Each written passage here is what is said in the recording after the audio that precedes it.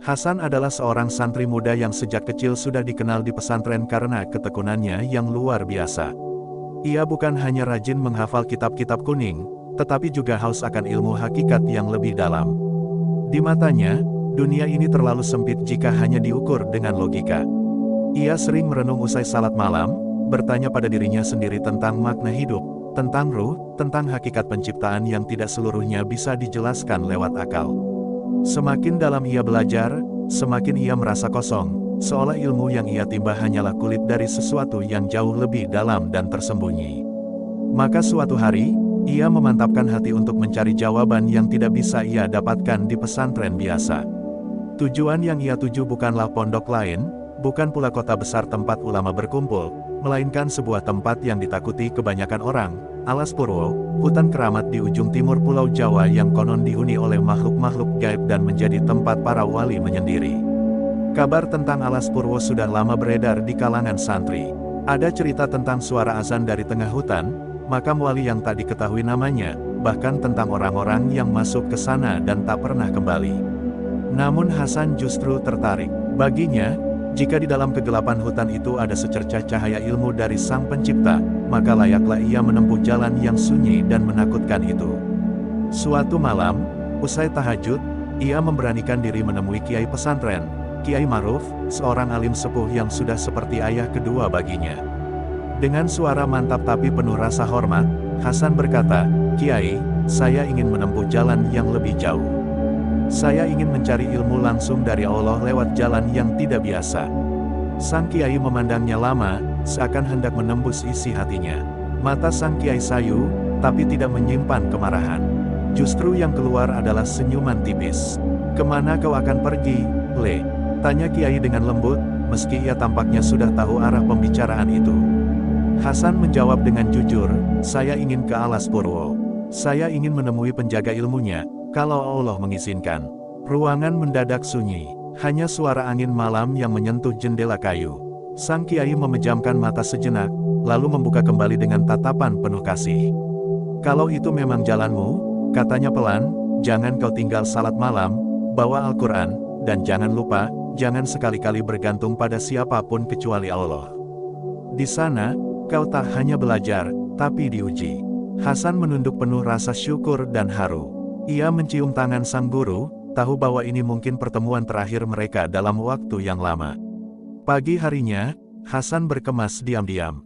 Ia tidak membawa banyak barang, hanya tas kecil berisi Al-Quran, baju ganti, dan selembar sajadah. Ia tak pamit pada teman-teman podoknya karena tahu mereka akan mencegahnya. Langkahnya mantap menyusuri jalan kecil yang mengarah ke hutan keramat itu. Matahari belum tinggi saat ia tiba di mulut Alas Purwo, dan hawa aneh langsung menyambutnya.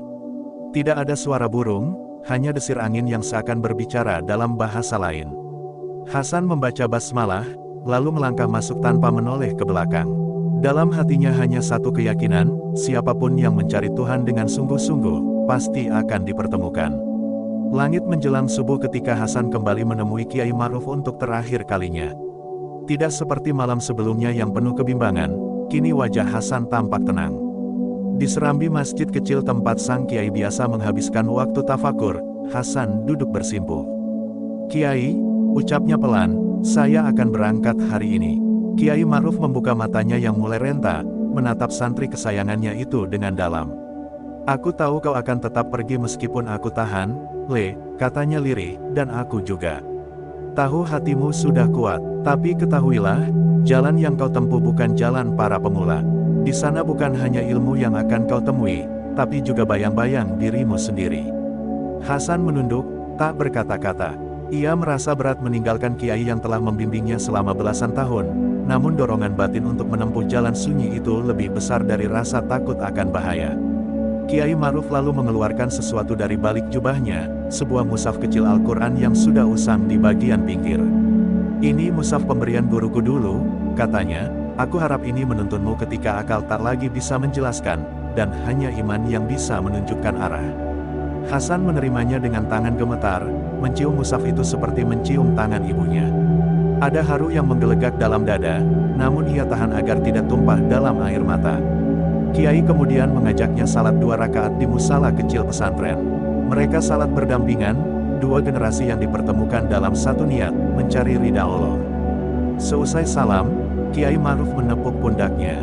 "Jangan sekali-kali kau meremehkan bisikan kecil dalam hatimu," bisiknya, "kadang disitulah Allah berbicara." Usai salat subuh, langit mulai terang. Pesantren mulai ramai. Santri-santri lain berhamburan ke masjid untuk mengaji, tak tahu bahwa salah satu dari mereka akan melangkah ke hutan paling angker di Jawa. Hasan berpamitan dalam diam, hanya pada kiai dan satu orang santri tua yang dipercaya. Ia berjalan perlahan ke arah timur, menyusuri jalan setapak yang masih berembun, meninggalkan dunia yang ia kenal sejak kecil.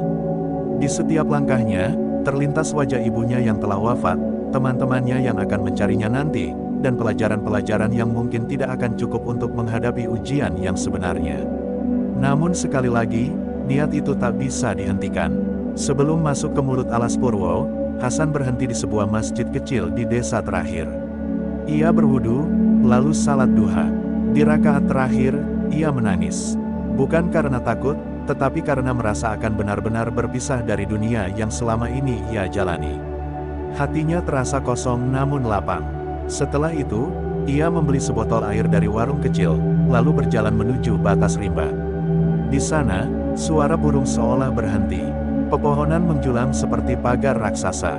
Tidak ada petunjuk, tidak ada papan larangan, hanya sunyi dan bau tanah basah yang menusuk. Hasan menengadahkan tangan, membaca doa keluar rumah, lalu menambahkan satu kalimat, "Ya Allah, jika memang ada penjagamu di dalam hutan ini, pertemukanlah aku." Langkah pertama melewati semak terasa ringan, tetapi semakin masuk, suasana berubah. Udara menjadi lebih pekat, suara hutan seperti berbisik. Hasan berusaha mengabaikan ketakutan itu. Ia terus melangkah, kadang memotong dahan, kadang harus melangkahi akar besar. Tak ada jalan setapak, tak ada sinyal penunjuk, tapi entah mengapa kakinya seperti dituntun. Sesekali ia berhenti, membaca ayat kursi atau Al-Fatihah, lalu melanjutkan perjalanan. Hari mulai siang, namun matahari tak pernah menembus lebatnya pepohonan. Hanya bayangan dan kelam yang menemaninya. Ia sadar, ini bukan hutan biasa, ini tempat yang memilih siapa yang layak masuk dan siapa yang harus disingkirkan. Di tengah keheningan itulah Hasan mendengar sesuatu yang membuatnya berhenti seketika. Sebuah suara lirih, seperti bisikan, mengucapkan namanya. "Hasan!" Suaranya tidak keras, tapi menembus dada. Ia menoleh ke kanan, ke kiri, tak ada siapa-siapa. Tapi hawa di sekitarnya berubah, lebih dingin, lebih sunyi. Hasan menutup matanya, mencoba fokus. Ia tahu, ini bukan suara jin pengganggu. Ini semacam panggilan. Ia pun melanjutkan langkah, meski bulu kuduknya meremang. Dalam hati ia berzikir pelan, mencoba menjaga kewarasan. Karena dalam hutan seperti ini, hanya dua yang bisa membuatmu tetap hidup, keimanan, atau kegilaan. Langkah Hasan terhenti di sebuah bukit kecil di dalam hutan, setelah berjam-jam berjalan tanpa arah yang pasti. Nafasnya tersengal, dan peluh bercampur debu melekat di wajahnya. Ia duduk bersandar di bawah pohon beringin tua, yang akarnya melingkar seperti ular tidur. Dari kejauhan terdengar gemericik air, pertanda ada sumber kehidupan di tengah sunyi alas Purwo yang angker. Hasan berdiri lagi, mengikuti suara itu dengan langkah perlahan, mencoba menahan gemetar di kakinya. Suasana sepi, namun entah mengapa ia tidak merasa sendiri. Hatinya yakin, ada yang mengawasi. Ketika sampai di sebuah mata air jernih, ia melihat bayangan seseorang berdiri di seberang, seorang laki-laki tua berjubah putih dengan wajah ditutupi sorban, berdiri tegak tanpa suara, seperti menunggu. Hasan terpaku, mulutnya keluh. Ia tidak tahu harus menyapa atau berbalik. Tapi sosok itu lalu melambaikan tangan pelan, mengisyaratkan agar Hasan mendekat. Tanpa berkata-kata, tubuh Hasan melangkah seperti ditarik sesuatu. Ia menyeberangi aliran air kecil itu dan berdiri di hadapan lelaki asing tersebut. Wajahnya tidak terlihat jelas, tapi dari sorot matanya terpancar ketenangan yang menusuk. "Assalamualaikum," ucap Hasan lirih. Sosok itu membalas salamnya dengan suara yang dalam dan tenang, "Waalaikumsalam, wahai pencari." Hanya dua kata itu yang diucapkan, tapi cukup membuat tubuh Hasan bergetar. Sosok itu kemudian berbalik dan berjalan tanpa berkata-kata, menyusuri celah sempit di antara tebing dan pohon. Hasan, seperti terhipnotis, mengikutinya dalam diam. Mereka berjalan dalam hening, hanya suara dedaunan dan langkah kaki yang terdengar. Setelah menempuh jarak yang tak bisa diukur waktu, mereka tiba di sebuah tempat lapang yang tersembunyi, sebuah langgar kecil beratap ijuk, diapit dua pohon raksasa yang berusia ratusan tahun. Di depan langgar itu terdapat batu pipih yang digunakan untuk duduk. Lelaki berjubah putih itu duduk di sana, menepuk batu satunya untuk Hasan. Ketika Hasan duduk, ia merasa hawa tempat itu berbeda. Udara lebih ringan, lebih damai. Seolah-olah seluruh hutan diam demi mendengar apa yang akan dibicarakan. Sosok berjubah itu lalu berkata, "Kau datang mencari ilmu, bukan?" Hasan mengangguk, dan dijawab dengan kalimat yang mengejutkan, "Tapi kau harus tahu, kau tak akan keluar dari sini sebelum waktumu." Kalimat itu menghantam jantung Hasan seperti petir. Ia menatap lelaki itu, berharap itu hanya ujian atau kiasan. Tapi wajah sang penjaga tidak menunjukkan tanda-tanda main-main. "Kenapa?" tanya Hasan pelan. "Karena kau belum siap untuk kembali. Ilmu yang kau cari bukan hanya untuk diketahui, tapi harus kau alami. Kau harus dikupas dari ego, dari dunia, dari rasa takut. Dan itu butuh waktu." Hasan menunduk. Ia tidak tahu harus merasa takut atau pasrah. Tapi dalam hatinya, ia merasa inilah awal dari perjalanannya yang sebenarnya. Ia menarik nafas panjang dan berkata, "Kalau memang itu syaratnya, saya terima." Penjaga itu lalu berdiri dan masuk ke langgar, mengambil sebuah kitab tebal tanpa sampul. "Ini bukan kitab yang pernah kau baca," katanya. "Ini kumpulan dari apa yang tidak tertulis." Ia menyerahkannya pada Hasan, yang menerimanya dengan tangan gemetar. Saat dibuka, halaman pertama kosong. Halaman kedua juga kosong. Hingga halaman ke-40 baru ada satu kalimat dalam aksara Arab gundul, "Barang siapa mengenal dirinya, maka ia mengenal Tuhannya." Hasan memandang kata-kata itu lama, lalu menatap wajah penjaga. "Mulailah dari mengenali siapa dirimu," katanya, "karena yang ingin kau temui bukan di luar sana, tapi di dalam sini." Ia menunjuk dada Hasan, lalu berdiri dan pergi meninggalkan langgar. Hasan duduk sendiri di tengah sunyi. Kitab itu di pangkuannya, tetapi pikirannya melayang. Ia mulai memahami bahwa yang akan ia hadapi bukan jin, bukan harimau jadi-jadian, melainkan dirinya sendiri, seluruh sisi gelap, trauma, kesombongan, ketakutan, dan keraguan yang selama ini tersembunyi dalam salat-salatnya. Ia menutup mata, dan di balik kelopaknya, dunia baru mulai terbuka. Ia sudah melangkah terlalu jauh untuk kembali, dan satu-satunya jalan kini adalah masuk lebih dalam, ke dalam diri dan ke dalam kehendak Allah.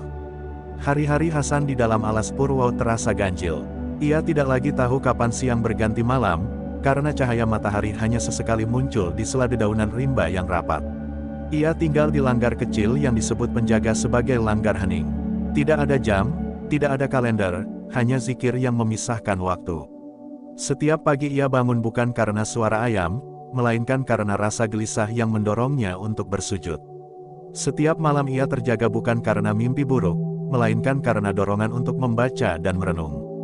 Makanan tidak selalu datang, namun ketika ia benar-benar lapar, selalu ada akar atau buah liar yang bisa dimakan, seolah alam pun mengenalinya sebagai tamu. Ia tak pernah melihat penjaga itu lagi, namun suaranya terkadang muncul dalam mimpi atau hembusan angin, menyampaikan kalimat-kalimat ganjil yang syarat makna. Kitab yang diberikan sang penjaga kini menjadi satu-satunya teman bicara. Setiap kali dibuka, selalu muncul kalimat baru, seolah kitab itu hidup dan tumbuh seiring perkembangan batin Hasan. Kadang satu halaman hanya berisi satu kata, sabar, ikhlas, tawakal. Namun kata itu seakan menancap dalam dada dan beresonansi dengan kejadian hari itu. Ketika ia gelisah, muncul kata diam. Ketika ia ingin lari, muncul kata hadapi. Hasan mulai merasakan perubahan dalam dirinya. Ia tidak lagi mudah marah, tidak juga mudah takut. Ia mulai terbiasa berbicara dengan angin, memahami bahasa dedaunan, bahkan merasakan kehadiran makhluk halus tanpa harus melihat. Ia mulai merasa menjadi bagian dari alas Purwo, bukan sekadar pendatang.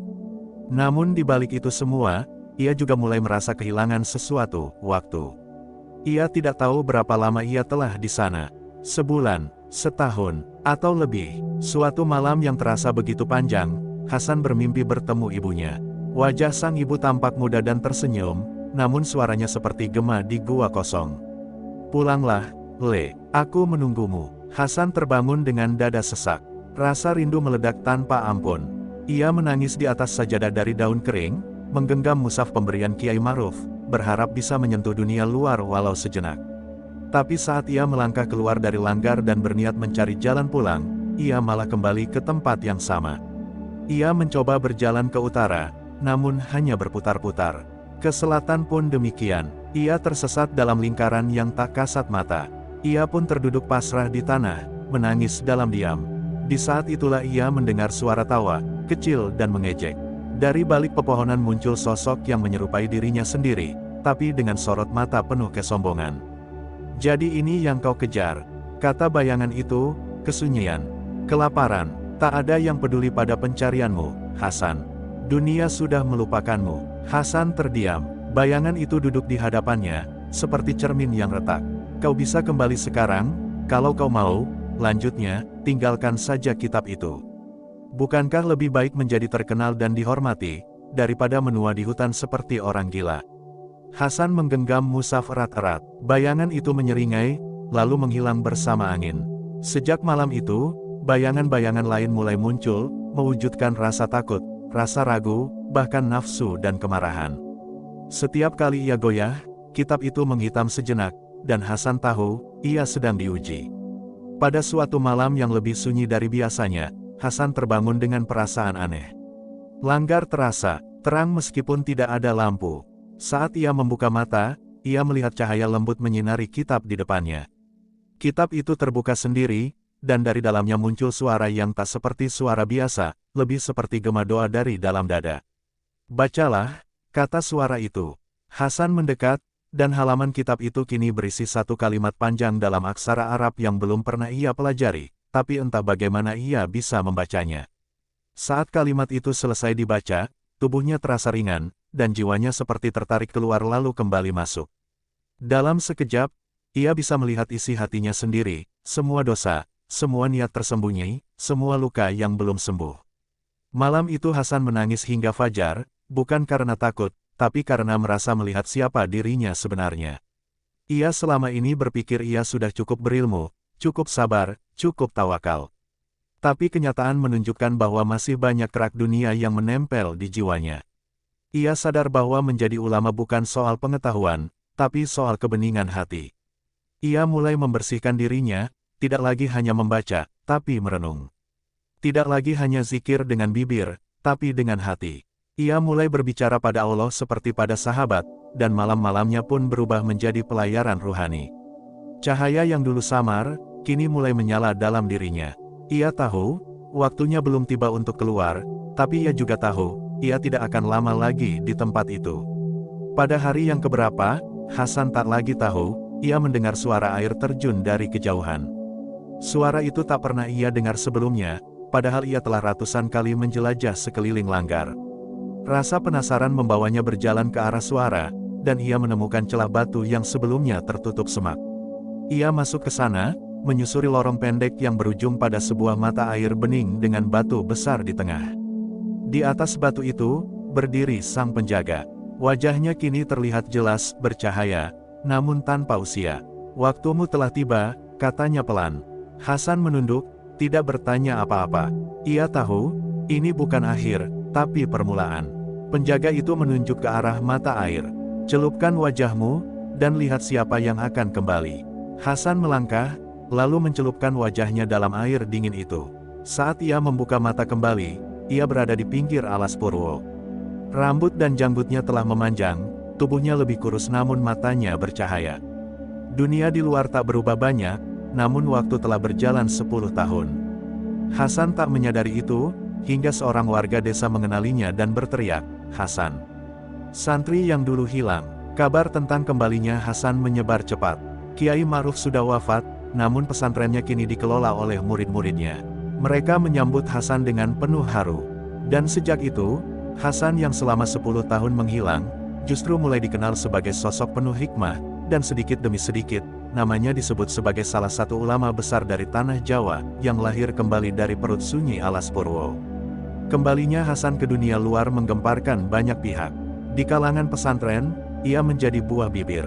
Sebagian menganggapnya wali yang bersembunyi, sebagian lagi menyangka ia telah mati lalu hidup kembali. Namun Hasan tak menggubris semuanya. Ia hanya ingin menemui ibunya. Saat ia kembali ke rumahnya yang dulu, ia mendapati seorang perempuan tua duduk di serambi rumah yang kini tampak tua dan sepi. Perempuan itu menatapnya lekat-lekat, lalu menangis tanpa suara. Itu ibunya. Hasan memeluk sang ibu, yang selama 10 tahun menunggu tanpa tahu harus berharap atau merelakan. Mereka hanya menangis, membiarkan waktu dan kerinduan mengalir lewat air mata yang tak bisa berkata-kata. Tak ada penjelasan, hanya peluk dan bisik lirih, "Aku pulang, Bu." Tetangga dan warga desa berdatangan. Mereka ingin melihat Hasan, menyentuhnya, meminta nasihatnya. Bahkan sekadar menatap wajahnya. Ia dipaksa untuk berceramah di masjid, diminta menceritakan pengalamannya. Namun Hasan tak menceritakan yang gaib. Ia hanya berbicara tentang sabar, tentang waktu, tentang diam, tentang bagaimana Allah bisa menyembunyikan seseorang agar ia dibentuk menjadi sesuatu yang lebih besar. Kata-katanya tenang, tapi menggetarkan hati. Ia tidak pernah mengaku punya karomah, tidak pula menyebut dirinya sebagai orang suci. Tapi dari caranya memandang, caranya tersenyum, dan caranya mendoakan, orang-orang tahu, lelaki ini telah melihat sisi dunia yang tidak semua manusia bisa lihat. Hasan kemudian mengunjungi pesantren tempat ia dulu menimba ilmu. Kiai Ma'ruf telah wafat 5 tahun sebelumnya, dan pesantren kini dikelola oleh murid-murid senior yang dulu seangkatan dengannya.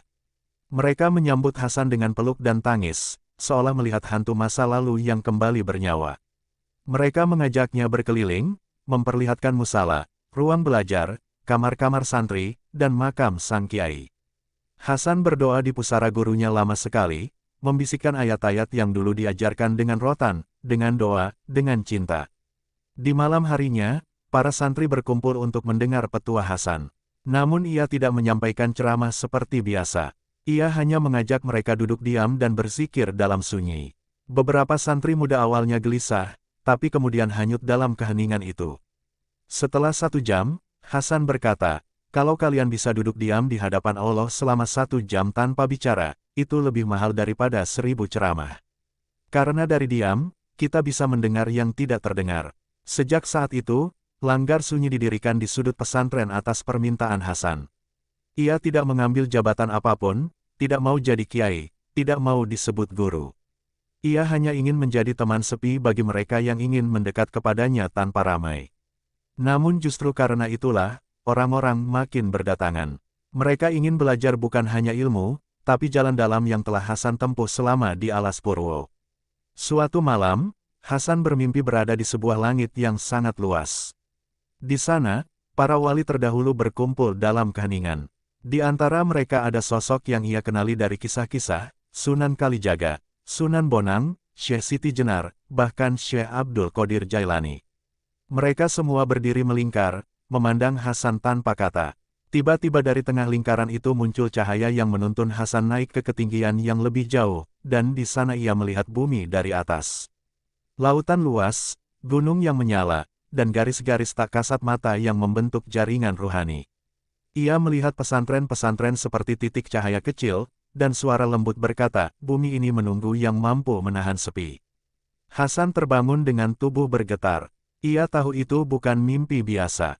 Ia tahu ia diminta untuk lebih dari sekadar mengajar. Maka ia mulai melakukan perjalanan, mendatangi tempat-tempat sunyi, gunung, goa, dan makam para aulia. Ia tidak membawa rombongan, tidak membawa nama. Ia hanya membawa doa, mushaf kecil, dan kitab dari penjaga alas Purwo yang masih ia simpan dan belum pernah kering dari makna. Di setiap tempat, ia hanya duduk, berzikir, dan mendoakan. Dan konon, setiap kali ia singgah, tempat itu berubah, lebih sejuk, lebih damai, lebih banyak dikunjungi para pencari. Hasan tak ingin terkenal, tapi jejaknya semakin terang. Tak semua pihak senang dengan ketenaran Hasan. Beberapa tokoh agama yang merasa tersingi mulai menyebarkan kabar miring. Mereka mengatakan Hasan belajar ilmu dari jin alas Purwo, atau bahwa ia membawa ajaran sesat karena terlalu banyak diam. Ada juga yang menuduhnya hanya membuat cerita agar populer. Tapi Hasan tidak menjawab. Ia hanya terus berjalan. Ia tak pernah mengadakan pengajian besar, tak pernah bicara di TV, tak pernah mengeluarkan fatwa. Tapi orang-orang tetap mencari dan mengikuti, karena mereka merasa damai di dekatnya. Bahkan mereka yang awalnya datang untuk mencela, justru menangis dan tak mau pulang setelah duduk bersamanya. Beberapa ustaz muda datang menemuinya, meminta izin membuat kanal YouTube untuk ceramah-ceramahnya. Hasan hanya tersenyum. Kalau niatmu karena Allah, lakukanlah. Tapi jangan bawa namaku, karena nama hanya beban, yang abadi adalah amal yang tak terlihat. Para pemuda itu menangis. Mereka tak menyangka, seorang yang dianggap sakti itu begitu lembut dan sederhana. Dan dari pertemuan itu, lahirlah gerakan santri senyap, sekelompok pemuda yang berdakwah dengan diam, doa, dan kerja sosial, tanpa sorotan kamera. Hasan tak pernah mengklaim sebagai pendiri. Ia hanya berkata, yang menggerakkan bukan aku, tapi dia. Suatu malam, setelah 10 tahun hidup kembali di dunia luar, Hasan bermimpi lagi bertemu sang penjaga alas Purwo. Kali ini sang penjaga duduk di atas pohon besar, dengan wajah yang lebih muda dari sebelumnya. Waktumu hampir habis di dunia ini, Hasan, katanya lembut. Apa kau siap kembali? Hasan mengangguk pelan. Aku sudah melihat apa yang harus kulihat. Tapi apakah aku telah melakukan yang harus kulakukan? Penjaga itu tersenyum. Kau telah cukup. Tapi ingat, bukan hasilmu yang penting. Yang penting adalah siapa yang kau gerakkan setelahmu. Hasan menunduk, dan sang penjaga meletakkan kitab tua itu di hadapannya. Kini telah kosong halamannya. Tulis sendiri. Gunakan sisa hidupmu untuk menulis cahaya. Hasan terbangun, dan esok harinya ia mulai menulis. Bukan tafsir, bukan syair, bukan pula autobiografi. Tapi tulisan-tulisan sunyi yang berisi dialog hati dengan Allah. Ia menulis tanpa ingin dicetak. Beberapa santri mencatat ulang tulisan-tulisan itu, dan menyebarkannya tanpa menyebut nama penulis. Tulisan-tulisan itu menyebar hingga ke pelosok negeri. Hasan tahu, ini akhir dari jalan luar. Kini ia hanya menunggu waktu untuk kembali ke jalan dalam, jalan yang tak terlihat oleh mata, tapi tak bisa diingkari oleh hati. Pada suatu subuh, Hasan tidak muncul dari langgar sunyi seperti biasa. Santri yang membawakan air wudhu menemukannya masih bersujud, tidak bergerak. Wajahnya tenang, seperti tertidur. Di sampingnya, mushaf terbuka di surat Al-Mulk, dan kitab tua dari penjaga itu tergeletak tertutup. Berita wafatnya Hasan menyebar cepat. Ribuan orang datang mengantar jenazahnya, meski ia pernah berkata, kuburkan aku di tempat yang sepi, agar aku bisa kembali berzikir dengan langit. Maka santri-santrinya membawa jenazahnya ke sebuah bukit sunyi di belakang pesantren, menanamnya di bawah pohon rindang, ditemani angin dan zikir dari dedaunan. Tahun-tahun berlalu, dan makam Hasan menjadi tempat rindu. Bukan karena mistik, tapi karena cinta. Para peziarah datang bukan untuk meminta berkah, tapi untuk belajar diam. Pesantren itu kini dikenal sebagai pesantren hening, tempat para pencari datang bukan untuk mencari jawaban, tapi untuk menemukan diri mereka sendiri. Dan di tengah-tengah semua itu, nama Hasan tetap diam. Tapi dari diam itu, lahir ribuan cahaya kecil yang menerangi negeri. Karena sesungguhnya, dari sunyi alas Purwo, telah lahir seorang ulama besar, bukan karena gelarnya, tapi karena ia menulis hidupnya di kitab yang hanya Allah bisa baca.